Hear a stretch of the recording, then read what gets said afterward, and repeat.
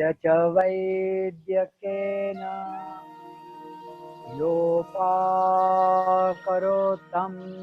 प्रवरं मुनीनां पतञ्जलिं प्राञ्जलिरानतोऽस्मि। ॐ शान्ति शान्ति शान्तिः।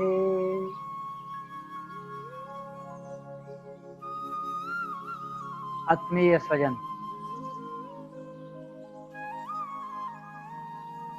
कल के आख्यान में हम लोगों ने विशेष रूप से संप्रज्ञात समाधि की जानकारी देखने का प्रयास किया और वह संप्रज्ञात समाधि सिद्ध होने से आत्म साक्षात्कार की स्थिति तक साधक अथवा मुमुक्षु पहुंचता है। यह बात पतंजलि महामुनि ने पिछले सूत्रों में दी है। उसी के आगे का जो सूत्र है वह है तो बड़ा छोटा सा, लेकिन कुछ महत्वपूर्ण है। थोड़ी चर्चा उस पर करके आगे बढ़ते हैं। पतंजलि महामुनि कहते हैं, तीव्र संवेगाना मासन्नहा, तीव्र संवेगाना मासन्नहा। तीव्र संवेग पर जो आसन्न होता है वह कैवल्य प्राप्ति की ओर जल्दी जल्दी बढ़ता है। मतलब उसके अंदर जो संवेग है वह तीव्र होना चाहिए, ऐसी बात वह कहते हैं। तो क्या कह रहे हैं पतंजलि महामुनि? कह रहे हैं कि संवेग यानी कैवल्य प्राप्ति की जो उत्कट इच्छा है कि मुझे कैवल्य प्राप्ति होनी ही चाहिए, ऐसी जो मुमुक्षु के अंदर इच्छा रहती है, भाव रहता है, वह यदि तीव्र है तो उसे तीव्र संवेग ऐसा कहते हैं। तो संवेग के कुछ प्रकार उन्होंने बताए हैं। इसका सीधा सीधा अर्थ यही है कि कैवल्य प्राप्ति के लिए तीव्र संवेग होना आवश्यक है, क्योंकि बिना उस संवेग के वह साधक मुमुक्षु साधना में बढ़ेगा कैसे।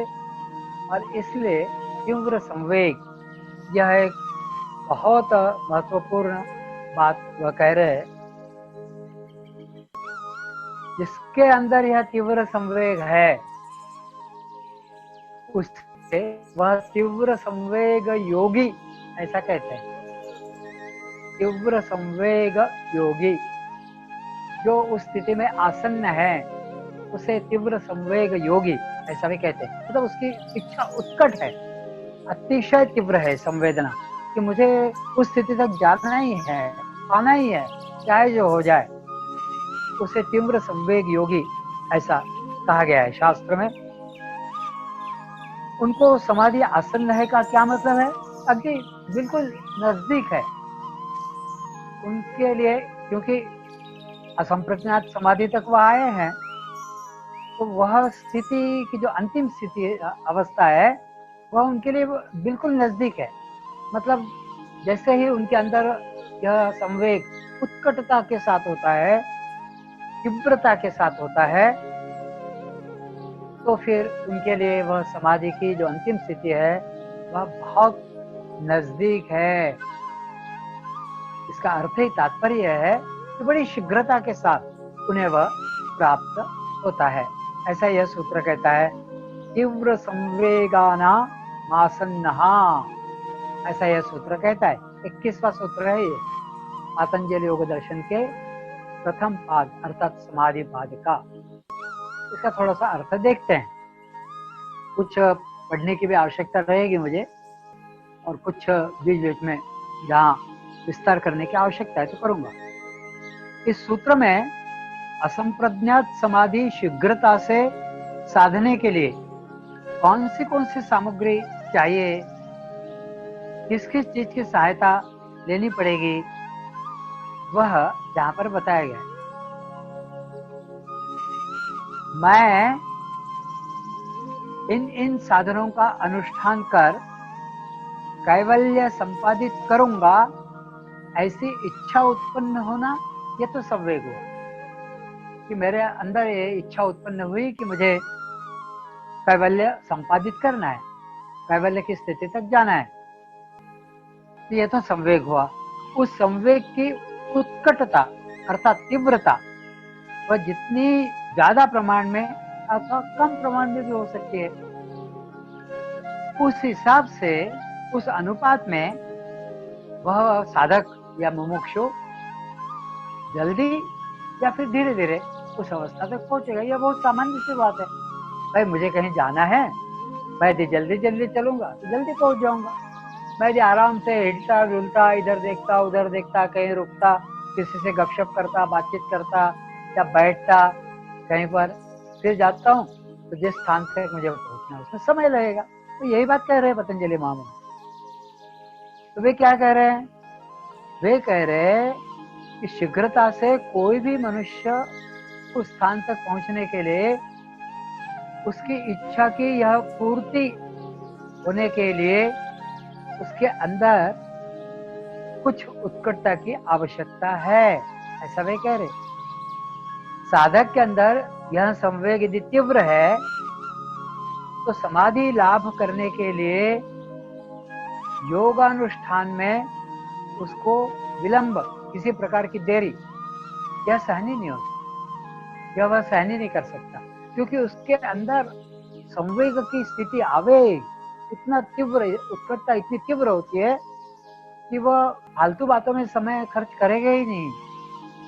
तो वह योगानुष्ठान में देर होना यह उसको समझ में नहीं आएगा, पसंद ही नहीं आएगा। लेकिन यह संवेग यदि मध्यम गति का है तो समाधि लाभ कुछ देर के बाद होगा, और बिल्कुल ही मंद गति का है तो उस संवेग के कारण समाधि का जो लाभ है वह और धीरे से होगा और देर के बाद होगा। इस प्रकार योग में योगी के अंदर समाधि का लाभ करने के लिए मंद संवेग, मध्यम संवेग और योगियों के लिए समाधि लाभ बहुत जल्दी कराने की दृष्टि से तीव्र संवेग यह रहता है। और इस दृष्टि से साधक ने अपने अंदर यह तीव्र संवेग उत्पन्न करना चाहिए और यह उत्पन्न होने के लिए प्रयास भी करना चाहिए, ऐसा यह सूत्र कहता है। यह सूत्र यह कह रहा है कि तीव्र संवेग से ही समाधि में आप आसन्न स्थित हो जाते हो। यह तीव्र संवेग अपने अंदर उत्कटता के साथ जागृत करना चाहिए, ऐसा कह रहे। फिर आगे का सूत्र क्या कहता है? यह सूत्र तो इतना ही बस है। आगे का सूत्र कहता है मृदु मध्याधि मात्रत्वात् तपोपि विशेषः। मृदु, मध्य और अधिमात्र, ऐसा वे कहते हैं। मृदु संवेग, मध्य संवेग और अधिमात्र, इसके कारण ही समाधि लाभ तो होता है, लेकिन इससे भी विशेष उस स्थिति में आसन्न होना है। ये संवेग तो ठीक है, इसका मतलब क्या हुआ?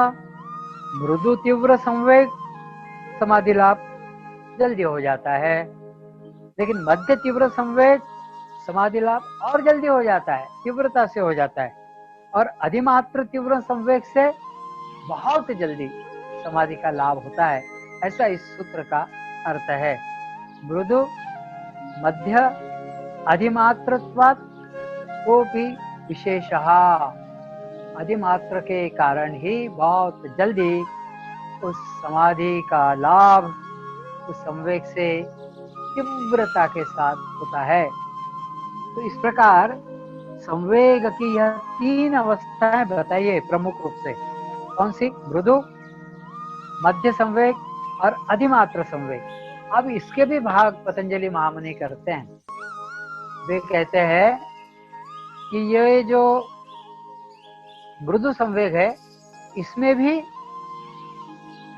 एक संवेग ऐसा होता है कि जो कम तीव्र रहता है, जो मध्य तीव्र होता है और वह अति तीव्र होता है। फिर जो दूसरी स्थिति है कौन सी? तो मध्य तीव्र संवेग। इस मध्य तीव्र संवेग के भी 3 भाग होते हैं। उसमें भी मंद संवेग, मध्य संवेग और अधिमात्र संवेग, ऐसे उसके भी 3 भाग होते हैं। और फिर अधिमात्र तीव्र संवेग, उसके भी वे इसी प्रकार 3 भाग बताते हैं। उसमें भी मध्य तीव्र संवेग, मृदु तीव्र संवेग और अधिमात्र तीव्र संवेग। इस प्रकार प्रत्येक के 3-3 भाग होने से, मतलब इतना बारीकी से वो यहाँ पर काम कर रहे हैं कि साधक मुमुक्षु जब इस मार्ग पर आगे बढ़ता है तो वह किस स्थिति में है यह वह समझ ले। इसलिए उसके 9 भाग, 9 अवस्थाएं उन्होंने बनाई। तो सामान्य जो संवेग है, मतलब मंद संवेग, उसके 3 भाग, वह उसमें एकदम मंद, थोड़ा मध्यम, थोड़ा तीव्र। फिर जो मध्यम गति का संवेग है उसमें भी मंद, मध्यम और तीव्र। और जो तीव्र संवेग है उसमें भी पहले मंद, मध्यम और फिर आगे तीव्र। ऐसे 9 भाग पतंजलि महामुनि बनाते हैं। क्यों? इसलिए कि इनके भेद करने से साधक को यह पता पड़ता है कि इन 9 ये जो प्रकार है संवेग के, इसमें से किस प्रकार पर, किस स्थान पर वह है, और उनको देखकर फिर वे अपने जीवन में उसको जो कुछ करना है मोक्ष प्राप्ति के लिए वह तय कर सके, उसका दिशा निर्देश तय हो और दिशा दर्शन तय हो, और उसके साथ ही उसके अंदर का जो प्रयास है वह उस दिशा में आगे बढ़े। इसके लिए वह फिर अपनी भूमिका तय कर सकता है। क्योंकि उसके अंदर एक बात तो होती है कि मोक्ष ऐसी कोई स्थिति तो है, लेकिन उसकी जल्दी इतनी मचाने की क्या जरूरत है, ऐसा भी लगता है उसको कि होगा, हो जाएगा, क्या इसकी जल्दी करना है। क्योंकि उसके अंदर विभिन्न प्रकार की बातें आती है, वो अगले सूत्र में आने वाली है। उसको कहते हैं आलस्य, त्यान, या फिर उपरति, और ये क्लेश कर्म के विपाक, उनके आशय आदि आदि सब बातें आगे चलकर आती है। और उस कारण वह थोड़ा सा शुरू में ढीला ढाला ही रहता है। तो इस बात को लेकर पतंजलि महामुनि कहते हैं कि जीवन में जो सुख है उनको पहले हम भोग लेते हैं, उसके बाद फिर मोक्ष वगैरह देखेंगे। ऐसी एक स्थिति उसकी रहती है। तो ऐसा व्यक्ति, ऐसा साधक, उसको तो समय लगेगा। तो उसका यह संवेग कैसा है? यह संवेग मृदु है, मृदु का भी मृदु है। क्या है समय, अभी देखेंगे, इसी जीवन में होना है जरूरी नहीं, करेंगे प्रयास, अभी तो बहुत समय रखा है, अभी तो बहुत जीवन रखा है, ऐसा सोचकर तो अपना आकलन करने की दृष्टि से यह विभाग उन्होंने दिए हैं। तो वह सोचता है कि पहले जीवन में ये जो सुख है उनका भोग कर लूं और फिर यह लोग भी साध लूं, तो फिर देखेंगे कैसे क्या करना है। और जब बुढ़ापा आएगा, वृद्धावस्था आएगी, तो दूसरा कुछ तो होता नहीं है। उस समय फिर हरि हरि करेंगे। उस समय परमार्थ साधन करना ही पड़ेगा, दूसरा तो कोई काम कर ही नहीं सकते, ऐसा वह सोचता है और अपने जीवन में इन बातों को स्थान देता नहीं है। तो उसके अंदर का जो संवेग है वह मृदु, और मृदु का भी मृदु वह संवेग है। इस प्रकार की बातों से साधक ने उठना चाहिए। इसलिए पतंजलि महामुनि ने इसका विश्लेषण किया है। लेकिन मध्य संवेग क्या होता है? तो मुमुक्षु तापत्रयों के कारण संतप्त हो गया होता है।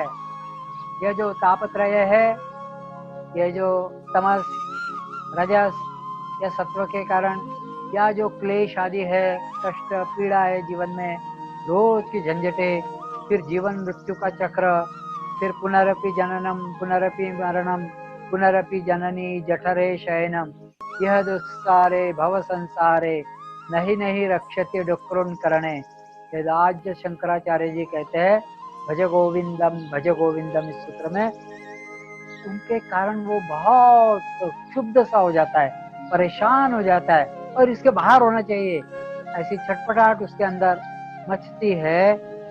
तब वह साधक अब वो सोचता है कि परमार्थ साधन के बगैर इन दुखों में से मैं निकल ही नहीं सकता हूँ, तो इन दुखों से मुझे बाहर निकलना ही है। तो ऐसा मध्यम गति का संवेग उसके अंदर उत्पन्न होता है। किंतु अब तक जो कुछ भी वासना के पाश उसके चारों ओर इर्द गिर्द जो बन गए हैं, उनको तोड़ ही नहीं पा रहे हैं, उन झंझटों से मुक्त ही नहीं हो रहे। इस कारण संसार के काम तो वो करता ही है, संस्कार में तो वो गूथा ही है, लेकिन जब जब थोड़ा थोड़ा मन लगता है, जब समय मिलता है, तब तक वह थोड़ी थोड़ी देर के लिए साधन करता है, वह परमार्थ मार्ग की आचरण करने का प्रयास भी करता है। ऐसे साधक को, मुमुक्षु को मृदु मध्य संवेग और मृदु और मध्य और अधिमात्र, इनके भी जो भेद है उसके अलग अलग स्थान पर वो है, ऐसा समझना चाहिए। लेकिन यह जो अधिमात्र संवेग है या मृदु तीव्र संवेग है, उसमें मुमुक्षु इसके भी थोड़ा सा आगे चला जाता है और वह सोचता है कि परमार्थ मार्ग का आचरण जब जमेगा तब करूंगा, जितना जमेगा उतना करूंगा। ऐसा ढीला ढीलापन उसको जमता नहीं है, उसका मन उसके कारण विषन्न रहता है कि अरे हो ही नहीं पा रहा है, उसको ये बात जमती नहीं है, पसंद नहीं आती है। अनेक जो प्रापंचिक व्यवसाय वह आस्था के साथ करता है, वैसा ही परमार्थ का आचरण भी वह अधिक आस्था के साथ, अधिक प्रामाणिकता के साथ, अधिक विश्वास और श्रद्धा के साथ नित्य नियम से करने लगता है। इसे मध्य तीव्र संवेग ऐसा कहा जा सकता है। मध्य तीव्र संवेग में योगी अपने सभी प्रापंचिक व्यवसायों को गौणत्व देता है, वह बहुत महत्वपूर्ण नहीं है ऐसा मानता है और उनको थोड़ा सा साइडलाइन करता है और परमार्थ चरण पर, मतलब उस मार्ग पर वह विशेष जोर देकर उसके अनुसार अपना व्यवहार करने लगता है। और अधिमात्र तीव्र संवेग में योगी अपने दैनंदिन प्रापंचिक जीवन में और देह धारणार्थ अपरिहार्य जो बातें हैं, करने पड़ते हैं, उन सारे व्यवसायों को, उन सारी बातों को पराकाष्ठा के साथ, मतलब बहुत मेहनत करके, बहुत प्रयास करके उनका वो संकोच कर देता है और अपने आप को योगैक शरण ऐसा वह बना देता है। योगैक शरण आकर वह अपने प्रपंच की, इधर उधर भागने की, व्यवहार में जो गूंथने की, उलझने की जो बातें हैं, उनको वह कम कर देता है। यह अधिमात्र तीव्र संवेग में यह होता है। इसलिए मंद संवेग मुमुक्षु को इस जन्म में कैवल्य प्राप्ति नहीं होती है। इस जन्म में जिनका मंद संवेग है, उनको, उन मुमुक्षु को, उन साधकों को इस जन्म में जहाँ ढीला ढीलापन है सारा, कभी कर लिया, कभी साधना कर ली, कभी नहीं करी, कोई समय का पालन नहीं, कहीं नियम का पालन नहीं, कुछ नहीं कुछ नहीं, तो इस जीवन में कैवल्य प्राप्ति की कोई संभावना नहीं। कभी किसी जन्म में आगे चलकर कभी हो गई तो हो गई, यदि उसका व्यवहार, उसकी साधना में क्वालिटेटिव डिफरेंस आया, सुधरी, अधिक विश्वास के साथ, श्रद्धा के साथ करने लगा, तो हो सकता है। अर्थात पुनः वह तीव्र संवेग बन गया जिस किसी जन्म में, तब जाकर वह होगा, अन्यथा नहीं है। जो व्यक्ति मध्य संवेग से भरा हुआ है,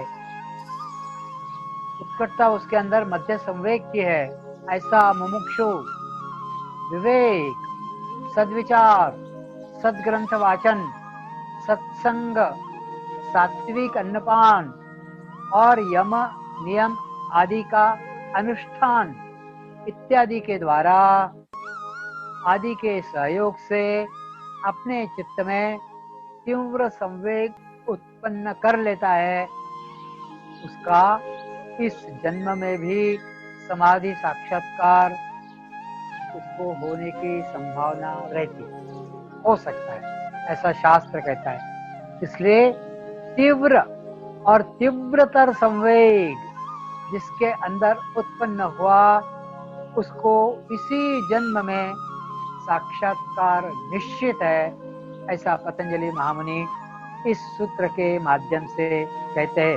मृदु मध्य अधिमात्रत्वात् तोपि विशेषः, उसके कारण उसका अधिमात्र में भी तीव्र संवेग हो जाता है, उसको यह विशेष स्थिति प्राप्त हो सकती है, ऐसा पतंजलि महामुनि कहते हैं।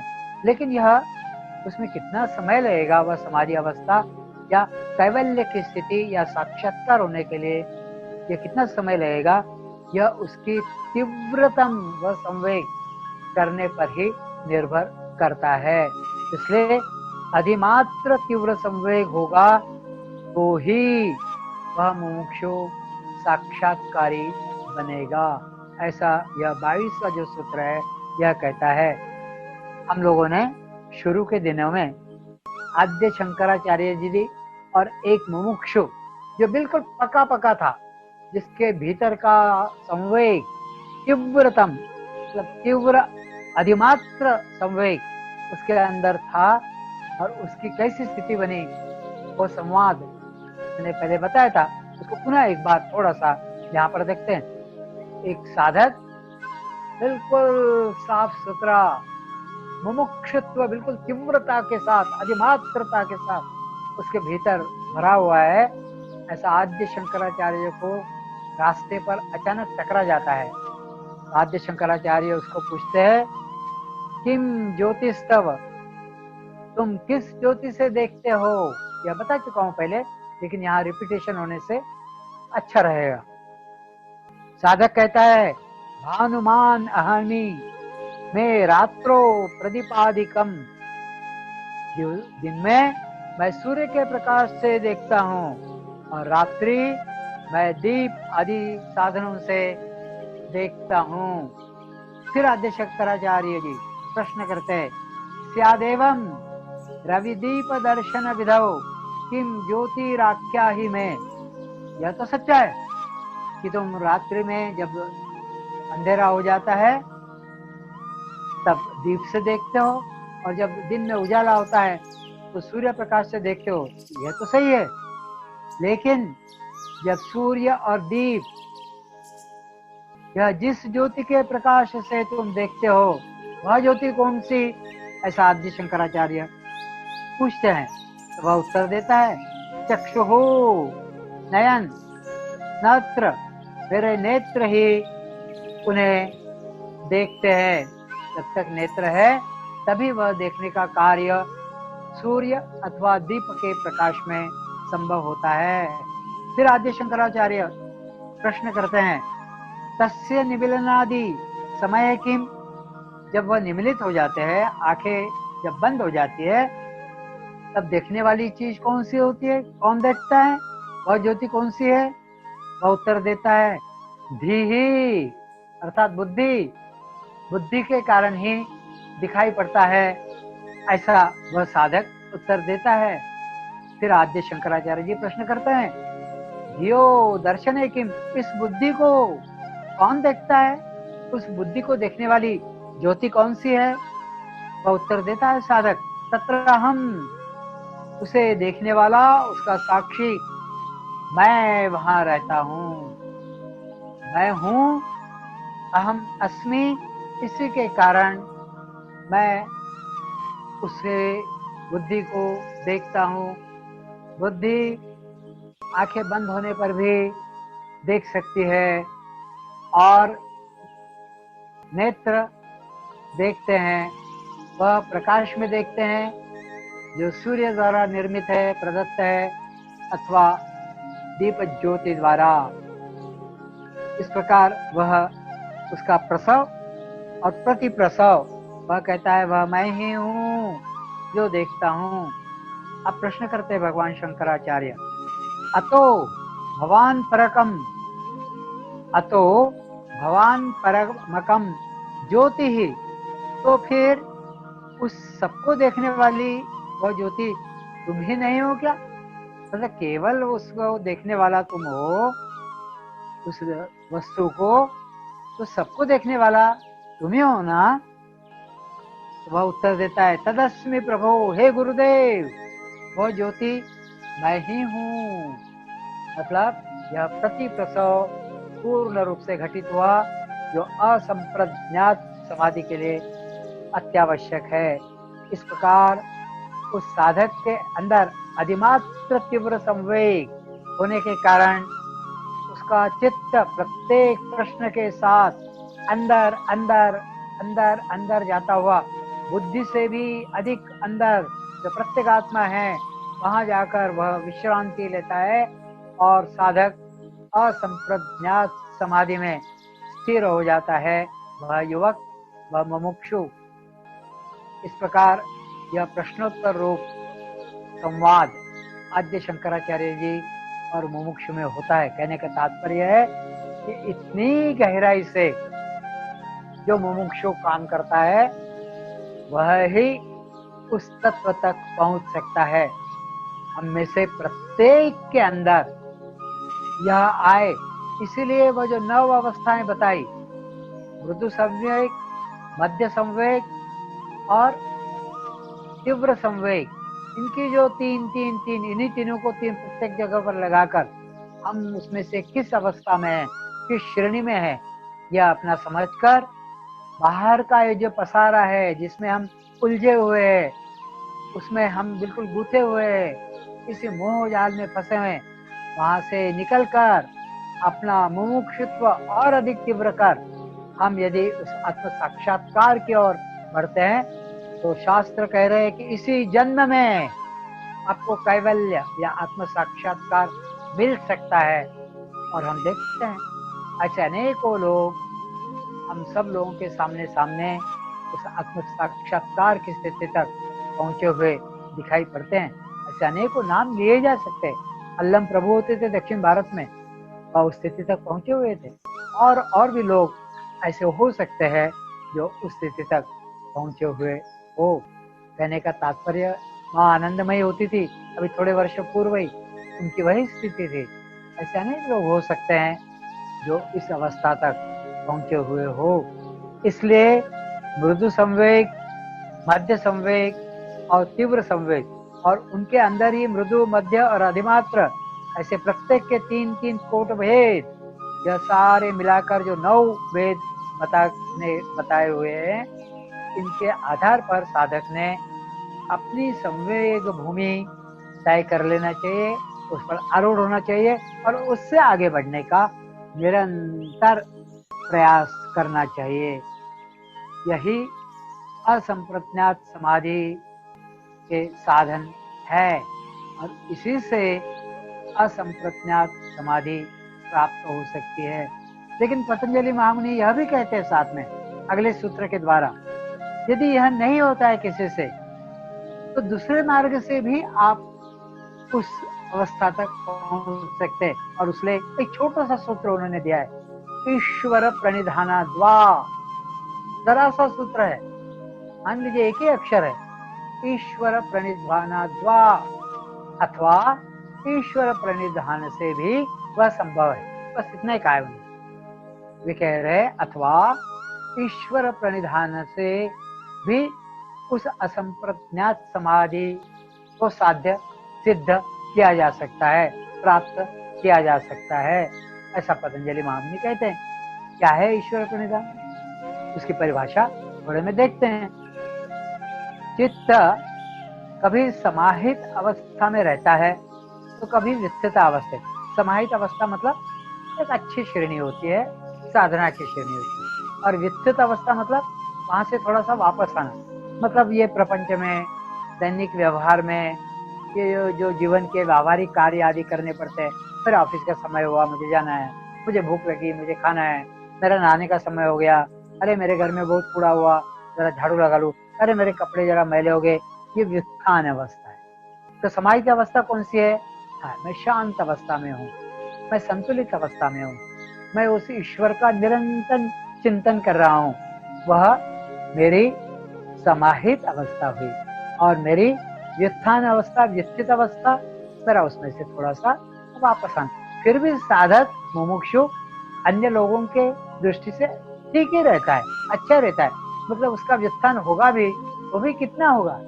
जरा देर के लिए उसको मान लो भिक्षा मांगनी है, उसको मान लो अपना खाना बनाना है, उसको मान लो नहाना है, उतनी देर के लिए वो वापस हो सकता है। लेकिन उस स्थिति में भी वह अपने भीतर का वह समाहित अवस्था का क्षेत्र बनाए रख सकता है। यही इस साधना की देन है। वह सारे कार्य करता होता है, फिर भी वह अपने आप को संतुलित रखता है। अपने निरंतर भीतर ईश्वर का स्मरण उसके अंदर रह सकता है। यही तो ईश्वर प्रणिधान से वे कह रहे हैं। इसलिए चित्त जब जब समाहित अवस्था में रहता है, तब वह पश्यंती, मध्यमा अथवा वैखरी वाणी से ईश्वर को प्रणवादि नाम मंत्र का जप करके वह निरंतर स्मृति में रखता है, स्मरण करता है, और वह ईश्वर के साथ हम एक रूप है ऐसा वह मानता है। जब वह समाधि अवस्था, समाहित अवस्था में होता है। मतलब पश्यंती मतलब क्या? देखना। मैं ईश्वर की मूर्ति देख रहा हूँ, ईश्वर का चित्र देख रहा हूँ, मैं किसी मंदिर में गया हूँ, मैं अपने घर पर ही ईश्वर की मूर्ति देख रहा हूँ, यह हुआ पश्यंती। और मध्यमा, मेरे भीतर ईश्वर का जप चल रहा है, या मेरी मानसिक पूजा मेरे द्वारा ईश्वर की हो रही है, यह मध्यमा। और वैखरी, और भीतर पश्यंती, मध्यमा और वैखरी, इस वाणी के द्वारा ईश्वर को प्रणव के रूप में या प्रत्यक्ष मूर्ति के रूप में, इसमें वह ईश्वर प्रतिष्ठित है ऐसा मानकर जब कोई मुमुक्षु कार्य करता है, तो वह ईश्वर प्रणिधान उसको समझा जाए। समझना यही चाहिए कि साक्षात वह ईश्वर मेरे प्राणों में बस गए हैं। ईश्वर प्रणिधान उसे हम कह सकते हैं। वह ईश्वर और मेरे प्राण एक रूप हो गए हैं। वह ईश्वर ही भीतर बैठे हुए हैं, और उन्हीं के करनी से मेरी सारी करनियां हो रही है, मेरे सारे कृत्य हो रहे हैं।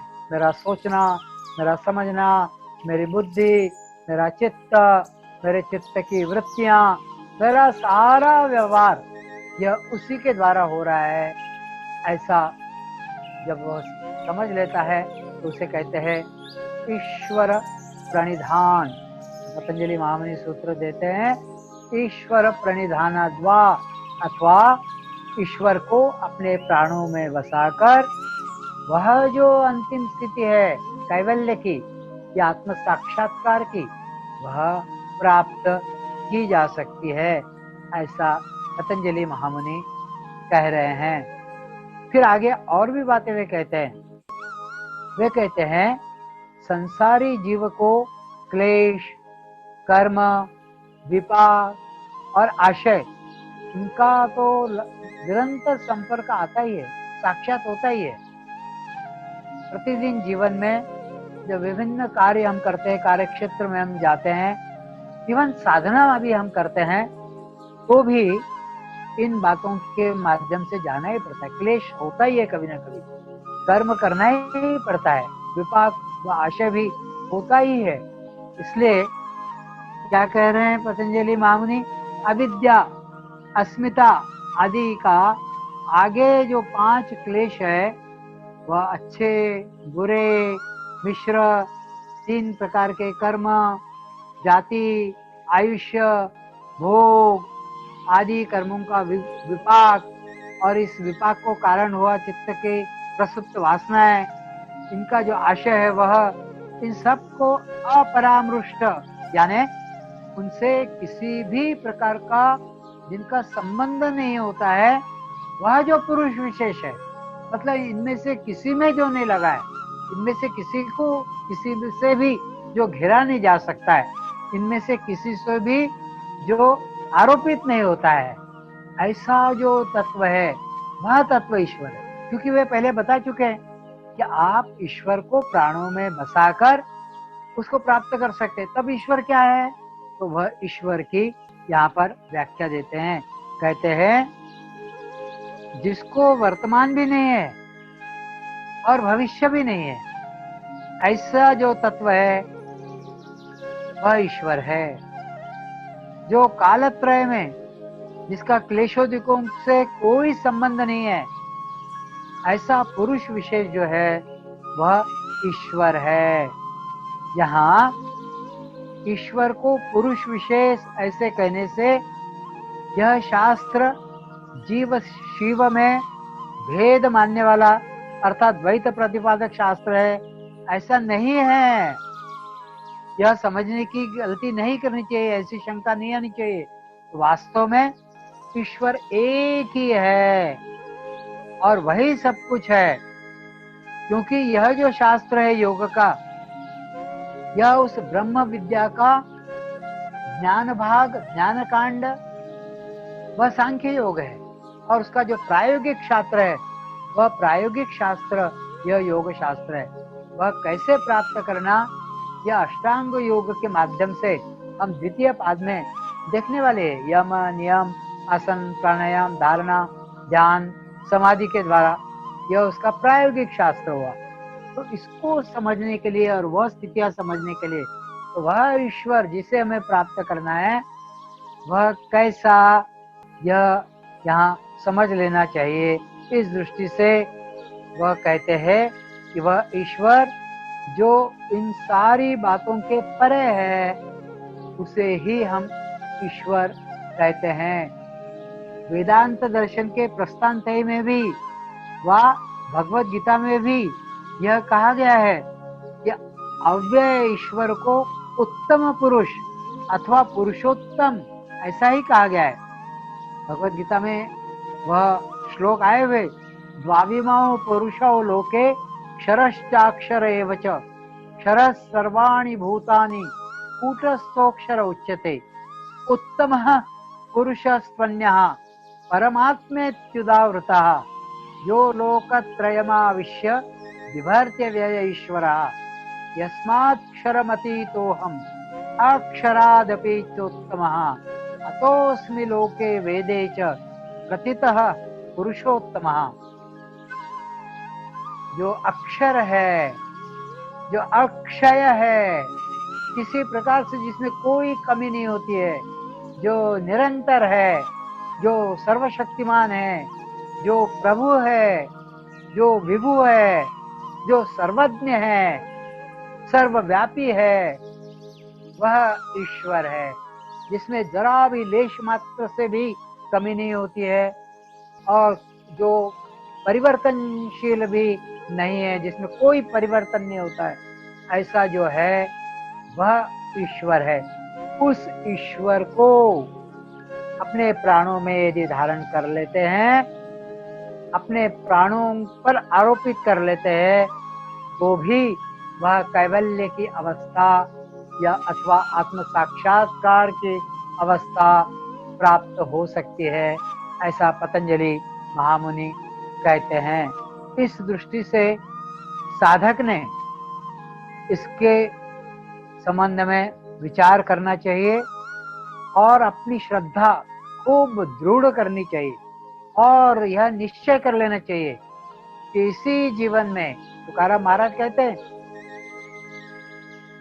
याची डोळी याची देही पाहीन मुक्तिता सोहरा। इसी जीवन में, इन्हीं आंखों से, इसी देह से मैं मुक्ति का सोहला मतलब उत्सव देखूंगा, ऐसा तुकाराम महाराज कहते हैं। और यह सभी के लिए उपलब्ध है।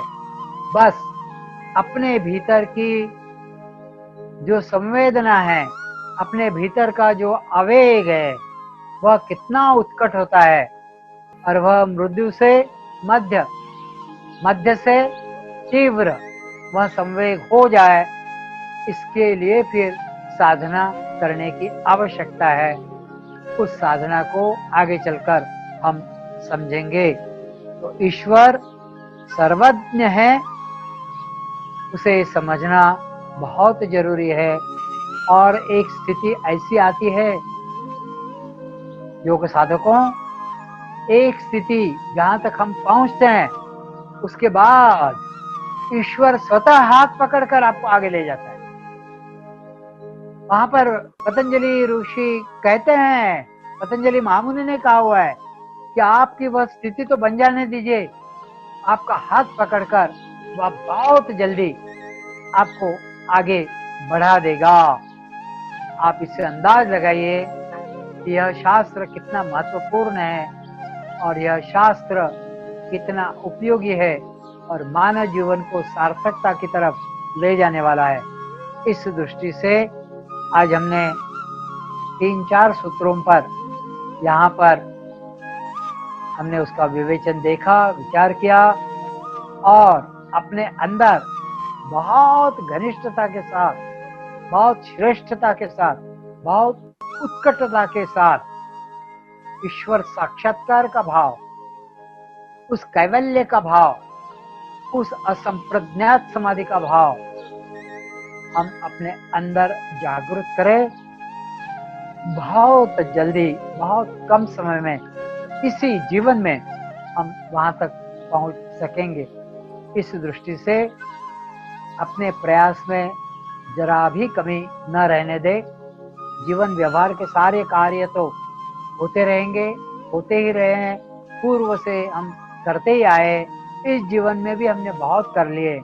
अब यहाँ से वह कार्य तो करेंगे, लेकिन मन को उसके साथ, चित्त को, बुद्धि को उसके साथ उलझने नहीं देंगे, और साफ सुथरा चित्त बुद्धि करते करते धीरे धीरे प्रति प्रसव के माध्यम से हम उस अवस्था तक जाने के प्रयास में संलग्न हो जाएंगे।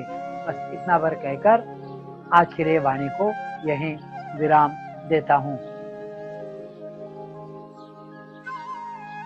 प्रार्थना के साथ समाप्त करते हैं। सर्वे भवन्तु सुखिनः, सर्वे सन्तु निरामया, सर्वे भद्राणि पश्यन्तु, मा कश्चित् दुःखभाग् भवेत्। ओम शांति शांति शांति।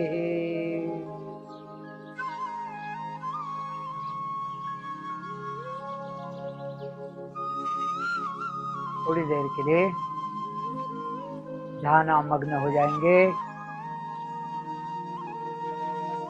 थोड़ी देर के लिए शांत हो जाइए।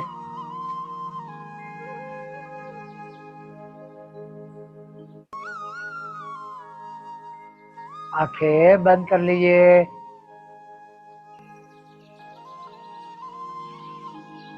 रिलैक्स हो जाएं।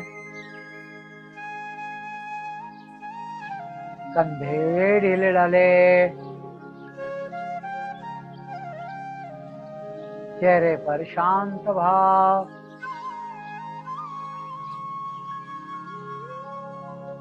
और यदि कोई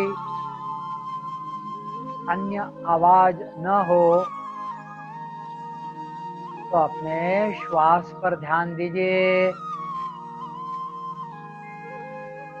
श्वास का भीतर आना, श्वास का बाहर जाना अत्यंत प्राकृतिक रूप में, नैसर्गिक रूप से, सहज रूप से, बिना कोई प्रयास के नासापुटों के माध्यम से श्वास भीतर आ रही है, बिना कोई प्रयास के श्वास बाहर जा रही है। श्वास का भीतर आना, नाभि तक उतरना, नाभि से उठकर श्वास का बाहर जाना। इसी पर अपने चित्त को, मन को, बुद्धि को एकाग्र करिए।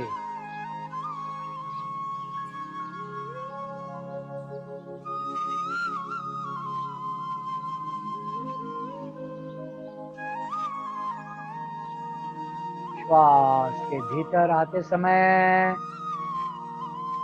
ऐसी कल्पना करिए और कोई बाहरी आवाज न हो। तो आवाज यदि श्वास की सुनने में आए तो पता पड़ेगा कि सो जैसी आवाज आ रही है भीतर आते हुए वायु की, और जो वायु बाहर जा रही है उसकी हम जैसी आवाज आती है। तो श्वास का भरना सो के साथ, श्वास का बाहर जाना हम के साथ, एक श्वास के आवर्तन में अर्थात भरना और छोड़ने में सो हम पूर्ण होता है। सो हम से तात्पर्य है मैं वही हूँ। सर्वप्रथम तो मैं हूँ और फिर मैं वही हूँ, अर्थात मैं वही परिपूर्ण ब्रह्म, वह ईश्वर,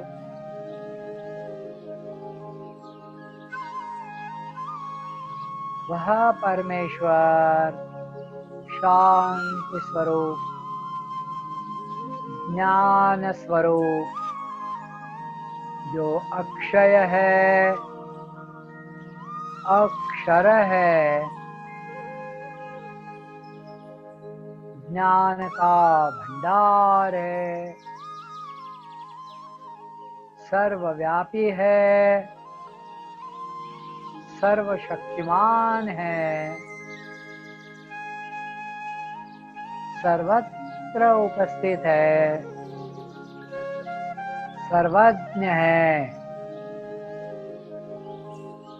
वही ईश्वर मुझ में है, इसलिए मैं उसी ईश्वर के एक चिंगारी हूँ, अंश हूँ।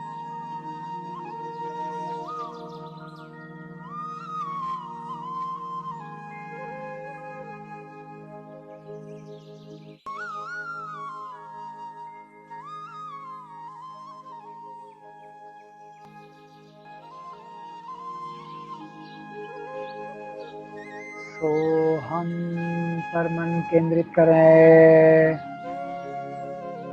भीतर आते हुए वायु का नाद सो का, बाहर जाती हुई वायु का नाद हम का। सो हम प्रत्येक श्वास के आवर्तन के साथ